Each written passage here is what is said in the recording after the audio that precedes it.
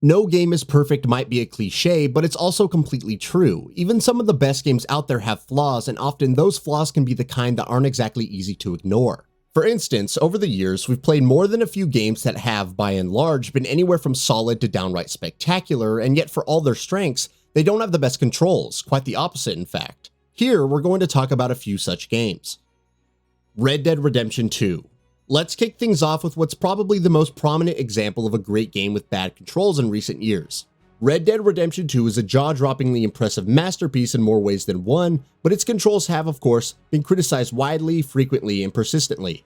As anyone who's played the game will tell you, it's not hard to see why Rockstar's open-world epic gets that criticism. On top of input latency and heavy in-game movement coming together for many to criticize the game's controls as being cumbersome, the actual layout of Red Dead Redemption 2's setup on a gamepad has also often come under fire at times, especially with unintentional inputs thanks to its weapon wheels, context-sensitive dialogue system, and what have you. Grim Fandango. You'd expect adventure games to have simple and instantly accessible controls given the very nature of the genre. In the 1990s in particular, when adventure games were at the peak of their powers, that was doubly true, what with most of them being a point-and-click experience. Of course, Grim Fandango was not a point-and-click game, and instead opted to use tank controls. Those are divisive in and of itself, though at least in something like old-school Resident Evil, mastering the tank controls in high-stakes situations was, in and of itself, part of the experience. With an adventure game like Grim Fandango, however, the controls didn't contribute to much. On the contrary, they very much led to frustration more often than not. Of course, the remaster has a new and much more normal control scheme, so there's that. Gothic. Piranha Bytes' 2001 RPG Gothic might not be a genre giant, but it's certainly amassed a following for itself over the years. It clearly has its fair share of fans, and for good reason, but as good as the game was back when it first launched, even back then, one aspect of the experience that drew some criticism was its controls. Not only is the game often slow to read inputs, resulting in it feeling unresponsive, its control scheme also feels needlessly complex, with simple actions requiring bafflingly obtuse inputs that the game does a horrible job of providing tutorials for. THQ Nordic has a full remake of Gothic in development, so hopefully we'll see some improvements with that. Shadow of the Colossus.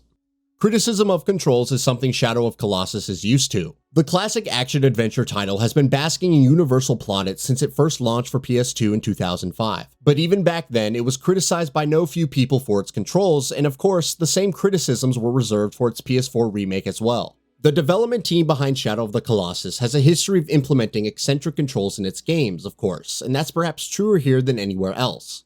With issues like floaty jumps, finicky and unusual inputs, and a camera that absolutely loses its mind every so often, the game can certainly be a nightmare to control at times. In spite of that, it remains a masterpiece of course, which should tell you something about how good it is. Resistance Retribution. While Insomniac Games was developing the mainline FPS Resistance trilogy for the PS3 in that console generation, SIE Bend Studio put out a third-person shooter spin-off for the PSP with Resistance Retribution, and it was a surprisingly solid game, with a great single-player campaign and addictive multiplayer offerings. Unsurprisingly, however, its controls were something of an issue at times. That's unsurprising, of course, because the PS2 only had one analog stick, which meant that aiming in Retribution was done with the face buttons, which made it feel inaccurate and a little cumbersome. Thankfully, the solid cover mechanics went a long way towards making up for other deficiencies. Metal Gear Solid Portable Ops. Similar to Resistance Retribution, Metal Gear Solid Portable Ops is yet another solid handheld adaptation of a beloved console series that, in spite of a fair few strengths, is let down in the controls department by the limitations of the PSP. As anyone who's played the series' first 3D handheld outing will tell you that from its camera controls to things like basic movement while trying to use items, Portable Ops controls were an absolute pain. You couldn't even control the camera while moving, which for a stealth game is far from ideal. The Legend of Zelda Skyward Sword. This one obviously had to be in this list, and that's not just because of the disastrous E3 2010 showing, we'll just put that one down to IR interferences. Nintendo made a gamble with The Legend of Zelda Skyward Sword, building the game entirely around its motion controls, and while that was an exciting idea on paper, especially for a game designed around sword fighting combat, it just didn't work out as well as Nintendo wanted it to. There were, of course, obvious issues with accuracy, but more importantly, playing an entire game while flailing your arms around for hours and hours on end just wasn't as fun as it may have seemed at first. Skyward Sword Switch Remaster added the option for a traditional control scheme, and it's no surprise that a great number of people prefer to play the game that way. KILLZONE 2.